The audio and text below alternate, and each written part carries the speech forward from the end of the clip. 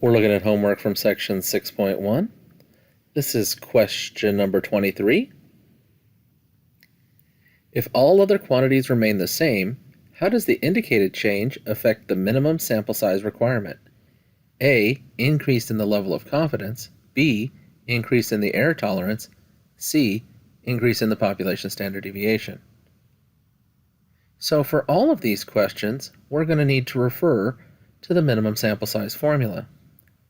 And the minimum sample size formula is n equals zc times sigma over e squared. So let's look at part A. In part A, we want to know how increasing the level of confidence, which is C, affects the minimum sample size. So if you increase the level of confidence, that increases the z-score value. If you look at our table of values that we had in our notes, we saw that as we were more and more confident, the ZC value grew. So a 90% level of confidence had ZC equal to 1.645. 96% level of confidence, ZC was 1.96. 99% level of confidence, ZC was 2.575. As C gets bigger, ZC gets bigger. So increasing the level of the z-score increases the value of the fraction, because that z-score is in the numerator of the fraction, and making the numerator bigger makes the entire fraction bigger.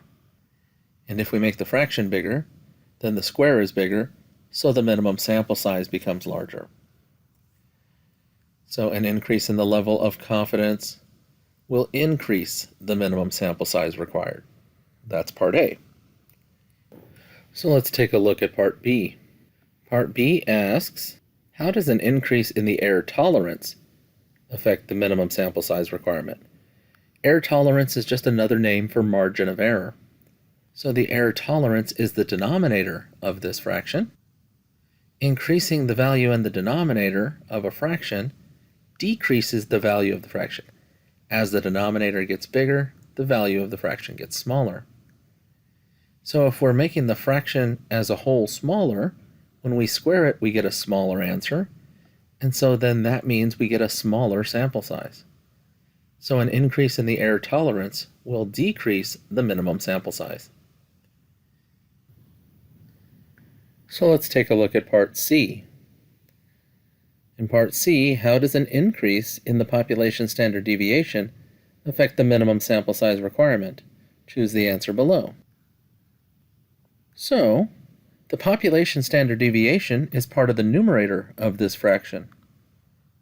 Increasing this value increases the value of the fraction. Whenever you increase the top of a fraction, that increases the value of the fraction as a whole. So if we increase the value of the fraction and then we square it, then that's a larger number. So a larger fraction means a larger sample size. So an increase in the population standard deviation will increase the minimum sample size required. That's your answer.